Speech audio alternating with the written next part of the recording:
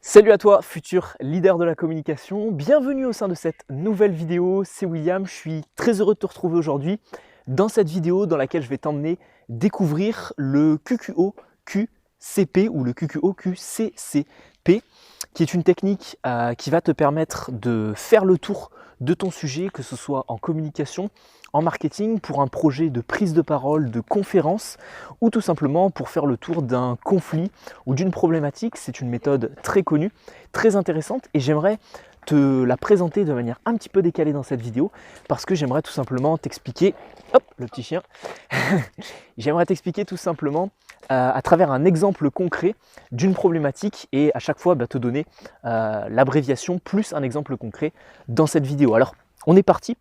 J'ai noté juste ici les différents points. Le premier point, c'est le quoi. Le premier point du QQO-QCCP, c'est quoi. Donc tu vas en fait définir ta problématique. Dans cette vidéo et aujourd'hui, on va prendre comme sujet l'importance de la communication au sein d'une entreprise et pour une entreprise. Alors je parle de la communication interne de l'entreprise, comment communiquent tout simplement les pôles d'une entreprise d'une cinquantaine de personnes. Admettons qu'il y a un pôle production, un pôle qualité, un pôle marketing et un pôle vente avec des commerciaux, etc. Et puis la direction avec les RH. Donc l'importance de la communication en interne dans l'entreprise. Donc ça, c'est le quoi. Vous avez ensuite le qui. Qui est-ce que ça touche ? Ça va toucher toutes les personnes qui sont présentes dans l'entreprise, donc le directeur, les différentes personnes, les différents employés de l'entreprise. Ça va également toucher les clients, parce que techniquement, s'il y a une mauvaise communication au sein de tous les pôles de l'entreprise, ça peut impacter la production de produits ou de services, et donc ça peut impacter les clients. Ça peut également, vous allez aller encore plus loin, ça peut également impacter les fournisseurs qui du coup vont peut-être avoir moins de travail, vont peut-être avoir plus de travail s'il y a une mauvaise communication en interne au sein de l'entreprise. Donc dans le qui, vous allez lister toutes les personnes qui sont sujets à cette problématique et qui sont liées de près ou de loin à cette problématique. Suite à ça, on va passer au où. Alors le où, dans notre exemple à nous, il est déjà spécifié dans la problématique. Ça va être bien sûr au sein de l'entreprise. Il peut également y avoir un où au sein de tout simplement les clients, au sein des magasins par exemple de l'entreprise. Donc vous allez lister encore une fois tout ça. On arrive ensuite au quand. Donc là, vous allez quantifier sur un certain laps de temps la problématique en question. Donc la communication en interne dans l'entreprise, quand est-ce qu'elle est problématique? Quand est-ce qu'on a besoin vraiment d'avoir une bonne communication en interne? Est-ce que c'est le midi, à la pause déjeuner? Est-ce que le fait de manger tous ensemble, c'est intéressant? Est-ce que le fait de faire des activités extra-professionnelles le week-end ou le soir, c'est intéressant? Est-ce que communiquer efficacement en début de journée dans l'entreprise et faire des petits points, des petits brainstorming, faire des petites réunions, c'est intéressant? Donc vous allez tout simplement définir quand. Et ensuite, vous allez également définir la période. Par exemple, si vous avez une problématique comme ça et que vous souhaitez résoudre un conflit, vous allez dire à partir de quand c'est arrivé, à partir de quand vous avez découvert qu'il y a ce problème. Suite à ça, on passe au point suivant, ça va être le comment. Alors, le comment, et ensuite il y aura le combien. Comment, ça va être tout simplement la description des méthodes, des manières ou des solutions qui vont pouvoir être apportées à cette problématique en question. Le comment, ça va être comment on va pouvoir améliorer tout simplement la communication interne au sein d'une entreprise.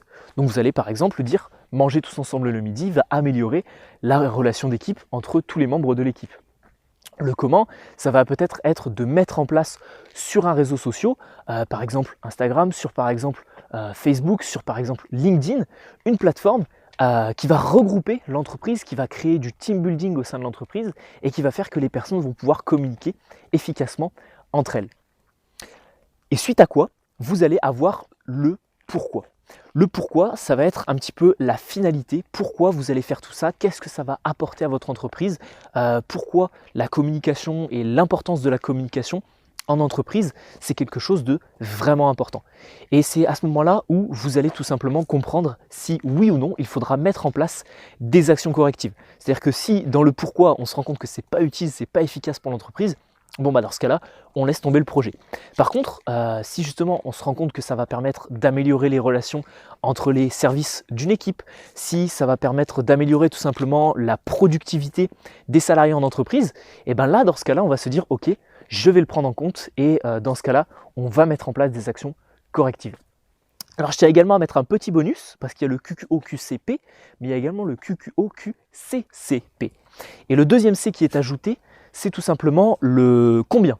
Combien ça va coûter, que ce soit en termes d'argent, en termes de temps, combien ça va coûter à l'entreprise, si je reprends mon exemple, de mettre en place ce genre de stratégie, de mettre en place ce type de technique. Et donc à ce moment-là, eh bien, vous allez tout simplement quantifier tout ça, donc en termes de budget, en termes également de moyens, de moyens humains, de moyens d'équipe, et c'est à ce moment-là où vous aurez vraiment fait le tour de votre question. Alors je vous le rappelle, comme je l'ai dit en début de cette vidéo, c'est une technique qui est très intéressante à mettre en place sur une prise de parole, une conférence que vous voulez organiser, mais ça peut être également intéressant sur de la résolution de conflits, de la communication au sens large, et tout simplement améliorer votre aspect un petit peu leadership. On arrive au terme de cette vidéo les amis, j'espère que vous aurez compris tout le concentré de connaissances que je vous ai transmis à travers cette vidéo et qu'à chaque fois vous aurez compris l'exemple type que je vous ai donné.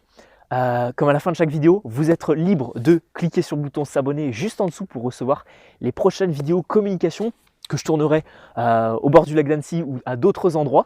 Et vous êtes également libre de recevoir ma formation gratuite sur la prise de parole et la communication. Cette formation gratuite, elle s'axe sur l'impact de votre voix à l'oral, sur l'impact de votre aisance relationnelle dans votre vie, sur le fait de structurer vos idées pour une conférence ou une prise de parole en public ou un exposé oral. Et vous allez voir bien d'autres techniques qui vont vous permettre d'améliorer votre charisme à l'oral. Donc si tout ça vous intéresse, vous avez un lien dans la description de cette vidéo, vous cliquez dessus, vous rentrez votre email et je vous envoie gratuitement cette formation offerte, suivie actuellement par plusieurs milliers de participants. On se retrouve sur la formation gratuite ou sur une prochaine vidéo les amis. Je vous dis ciao ciao et je vous laisse avec ce petit paysage magnifique.